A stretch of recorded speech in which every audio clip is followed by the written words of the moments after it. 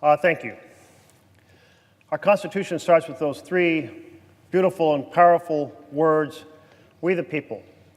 Our founders envisioned a nation, the form of government that wouldn't result in government of, by, and for the powerful and the privileged, but instead would really deliver for the American people the form of government that provide a foundation for every American to thrive.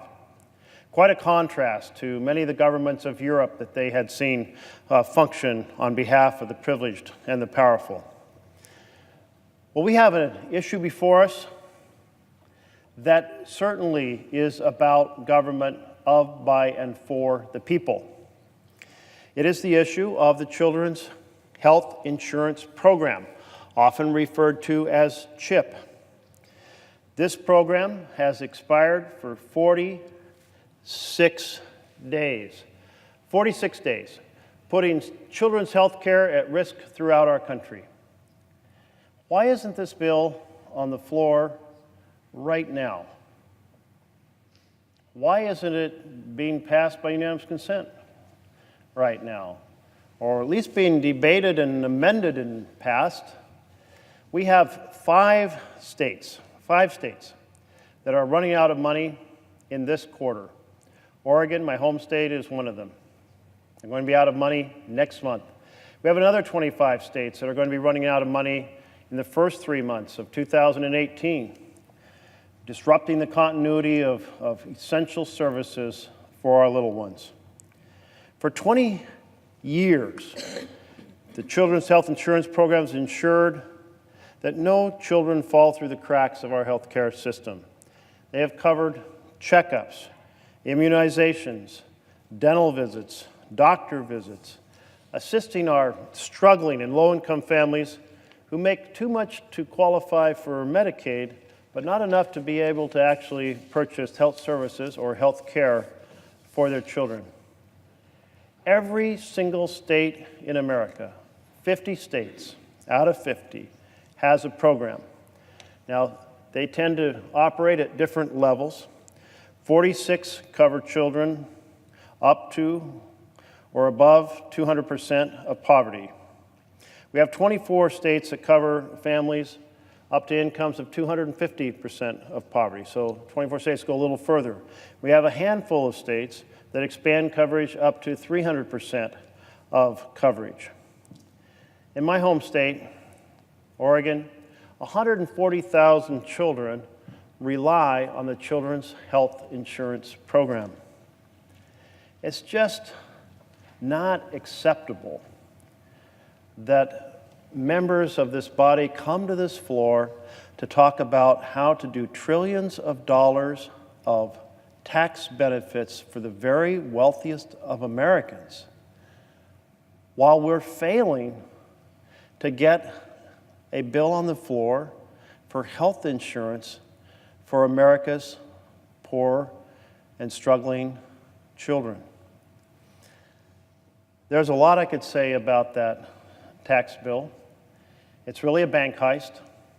It's designed to deliver trillions of dollars to the richest 1% of Americans, while doing virtually nothing for the middle class and absolutely nothing for the bottom third of Americans.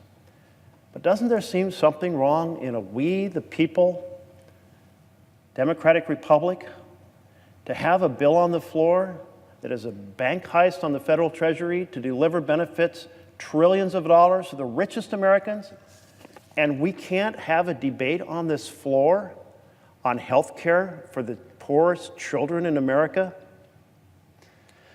Well, certainly I think it's a perversion of the principle of a government that serves the people, to put the privileged and powerful ahead in line.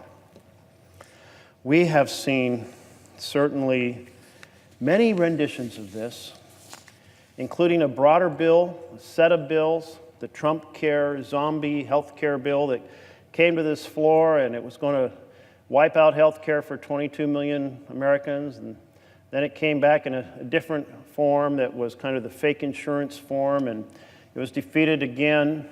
And then it came back as the skinny bill. and it was defeated again, all wiping out health care for millions and millions of America's families.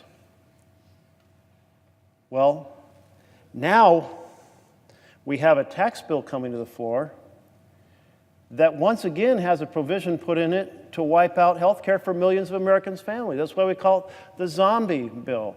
The fact that we kill this thing, try to put a stake through its heart, knowing that we're supposed to be here serving the people, not the most privileged, the people. That's what's in our Constitution. That's the vision of this nation. But apparently, it's not the vision for those who control the bills who come to this floor, because this bill has been waiting for 46 days to be addressed. Now, there is a bipartisan bill ready and waiting to be brought to the floor right now. Senator Hatch and Senator Wyden have worked together. They passed this bill out of their committee. It would extend the Children's Health Insurance Program through 2022, and we could take that bill up right now and pass it. It had the full support of the committee. It had the Republicans on board. It had the Democrats on board. So why isn't it here? Why are we disrupting health care for America's children? So, to my colleagues, set aside your ambition of ripping off the federal government to deliver benefits to the top 1% of Americans and pay some attention to America's children. That's our responsibility. That should be our mission. That's the purpose of our Constitution. And let's get it done. 9 million American children are waiting. Thank you, Mr. President.